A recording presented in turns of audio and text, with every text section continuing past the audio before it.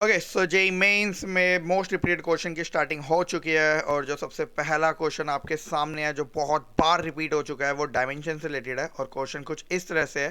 The work done by a gas molecule in an isolated system is given by this equation where x is displacement, k is Boltzmann constant, T is the temperature, alpha and beta are constant, then the dimension of beta will be. देखिए again ये एक बहुत ही simple question है जो कि class 11 के syllabus से related है। ये आपके chapter number 2 unit and measurement से एनसीईआरटी से रिलेटेड है जो कि जेई मेन 2021 में पूछा गया था। क्वेश्चन क्वेश्चन कुछ इस तरह से है कि आपको एक इक्वेशन दे रखी है, work is equal to alpha beta square exponential component minus x square upon में अल्फा के एंड टी। देखिए और आपसे यहाँ पे क्वेश्चन ये पूछा गया है कि आपको डायमेंशन बताना है, बीटा का डायमेंशन क्या होगा। अगेन देखिए इसमें आपको कुछ बेसिक्स पता होना चाहिए और बेसिक्स ये है कि जैसे ये एक्सपोनेंशियल कंपोनेंट है, ये जो एक्सपोनेंशियल कंपोनेंट होता है ये एक डायमेंशन लेस क्वांटिटी होती है।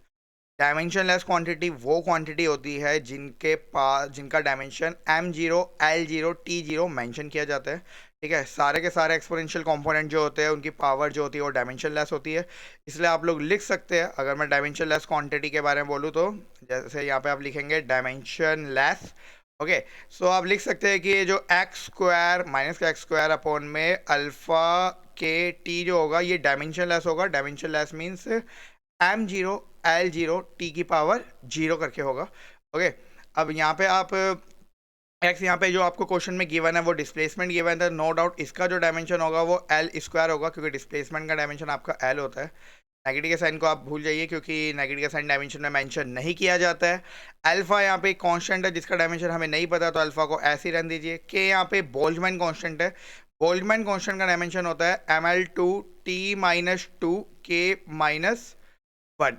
ओके ml2 एम यहाँ पे मास को रिप्रेजेंट कर रहा है, एल लेंथ को, टी टेम्परेचर सॉरी टी यहाँ पे टाइम को रिप्रेजेंट कर रहा है, के यहाँ पे टेम्परेचर को रिप्रेजेंट कर रहा है।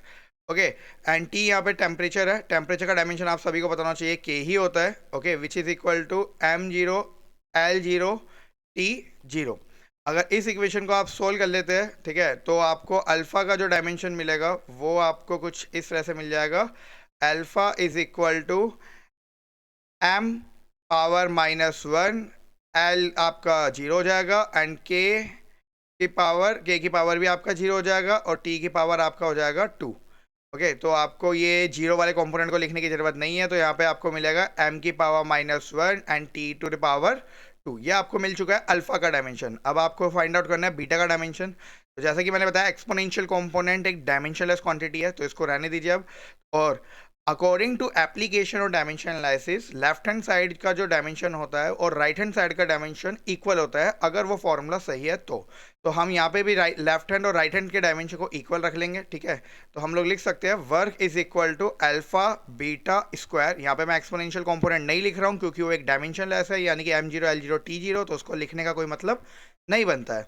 ओके यहाँ पे वर्क का डायमेंशन होता है आपका ml2 t minus 2 which is equal to alpha का डायमेंशन हम लोग निकाल चुके हैं m-1 t to the power 2 and beta square जिसका डायमेंशन आपको फाइंड आउट करना है। इस इक्वेशन को अगर आप सोल्व करेंगे तो आपको मिलेगा beta square which is equal to ml2 t minus 2 upon में m-1 t2। ओके इस तरह से आपको मिल जाएगा एंड इसको अगर आप सोल्व करते हैं तो देखिए m पावर ऊपर जाएगी। अगर आप इसको denominator factor and numerator factor दोनों को सोल्व कर लेंगे तो आपको मिलेगा m to the power 2 l to the power 2 and t to the power minus 4।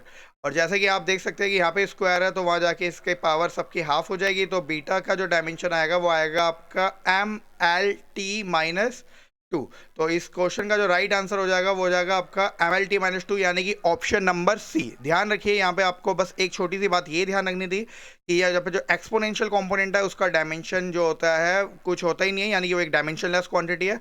और दूसरी आपको ये बात ध्यान रखनी थी कि इस क्वेश्चन को या इस टाइप के क्वेश्चन को सोल्व करने के लिए लेफ्ट हैंड साइड का डायमेंशन राइट हैंड साइड के डायमेंशन के बराबर होता है।